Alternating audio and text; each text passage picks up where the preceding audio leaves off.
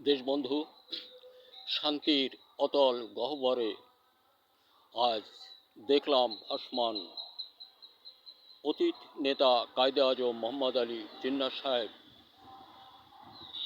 আপনার মরহুম আত্মা অন্তঃকরণের প্রতি আন্তরিক অভিনন্দন। জান্নাতবাসী হন। দেশ কৃষক বন্ধু, পশু খাবারের জন্য আমরা সকলেই এক চেতনায় মাতোয়ারা। কিভাবে পশুকে শুধুই মোটা করব। বন্ধুরা আমার, ধারণাটা আমাদের যতটা ছিল না তার অধিক কর্মময় জীবনে বিভিন্ন রাসায়নিক পদার্থ দিয়ে এই পশুগুলিকে ওইখানে নেওয়া হচ্ছে। দেখুন, একদিকে যন্ত্রণা, অন্যদিকে না বললেও নয়। যন্ত্রণা এটাই, ওই পশুগুলো স্বাস্থ্য সবল, সুস্থতা, সুরক্ষায় রক্ষিত করতে অনেক সময় বাজারে গিয়েও মারা গিয়ে থাকে। বন্ধুরা আমার, আমি বলবো আমরা আসি সুষম খাদ্য দিয়ে।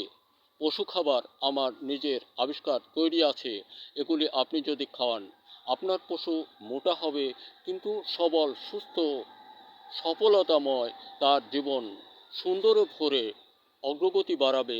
সে অগ্রগতির মধ্যে অনেক অনেক রোগ নিরাময় থাকবে বলে আমি ধারণা প্রকাশ করি। কারণ আমাদের মোটাকরণের সঙ্গেই রাখতে হবে ওই পশুর জীবনটা শান্তিপূর্ণভাবে সুস্থতার লক্ষ্য।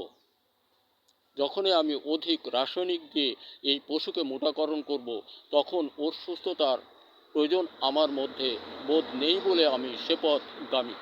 তাই আমার নিজের ব্যক্তিগত উৎপাদনে আছে, আপনি আসুন দেখুন, এটা মন ভরে পশুকে খাওয়ান। ওই পশু কখনোই স্ট্রোক হবে না বলে আমি ধারণা প্রকাশ করি। কারণ আমার সকল খাবার সকল প্রকার রাসায়নিক মুক্ত তৈরি। আমি আব্দুল গফুর, 1952-53 হতে এ পথে, আজ 62, আজ 2025, এ পথেই শুধু জ্ঞান চেতনায় নিজেকে উদ্বুদ্ধ করার জন্যই থেমে নেই। আমি সকল কিছু আবিষ্কার ও তৈরি করে এটা এক্সাম্পল নয়, শুধুমাত্র অনেকের কাছেই এভাবে বিক্রি করে থাকি। আমি চাই এটা বাংলাদেশ সরকার যেমন করেই হোক এই তৈরি আবিষ্কারগুলো হাতে নিয়ে দেশ ও জাতিকে বাঁচান এবং আমাকে একটু স্বস্তির ঠাঁই পেতে দিন। স্বস্তিটা এতটুকু, আমি আরও কোনো নূতনের সন্ধানে থাকব, যেটা দেশময় সকল মানুষের কল্যাণের জন্য তৈরি আবিষ্কার করে সকলের হাতে পৌঁছে দিতে পারি। এমন আছে, আমার তৈরিগুলা ফেসবুকে খুলে দেখবেন, আমার সমস্ত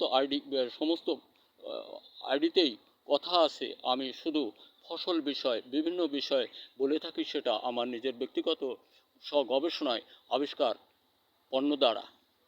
তাই আমি সকলের প্রতি আন্তরিক অভিনন্দন রেখে বলছি, আপনারা পশু খাবারগুলো চেষ্টা করুন সঠিকভাবে, রাসায়নিকের অংশ কম দিয়ে ওই পশুটার সুন্দর সুস্বাস্থ্য কামনা করে পশু সম্পদকে অনেক বড় কিছু করার জন্য।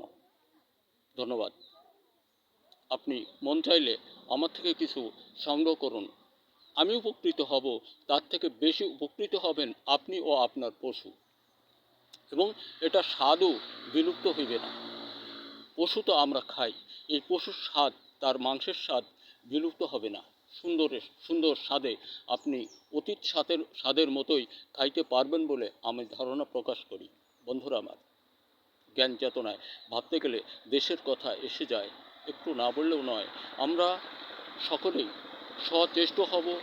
যেমন ধরুন, পার্শ্বদেশ ভারত, এরা ওই দেশের সাংবাদিকরা যেভাবে যা কিছু বলেন, এটা শুধুমাত্র ওনাদের দুর্বলতায় প্রকাশ করছেন। ওনাদের কথায় ওনারা বিশ্ব মঞ্চে ধরা পড়ে যাচ্ছেন। বাংলাদেশকে অতীত কালগুলো ওনারা শোষণ করেছিলেন, আর এটা বলার অবকাশ রাখে না। ওনারা যেভাবে ওনাদের নিজের দেশের মধ্যেও এখন এক গুঞ্জন মুখর হয়ে পড়েছে জাতিগতভাবে, ওখানে খ্রিস্টান মুসলিমদেরকে নিধন করার পথে পা বাড়িয়েছে। আজও খ্রিস্টান সহ বিভিন্ন সংখ্যালঘুদের উপরে অত্যাচারজনিত আচরণ চালাচ্ছেন। বন্ধুরা আমার, এগুলি আমরা আমরা বাড়তি কিছু বলবো না, ওনারা যেটা যা কিছু করছে ওনাদের কথাই ওনারা ধরা পড়ে যাচ্ছে।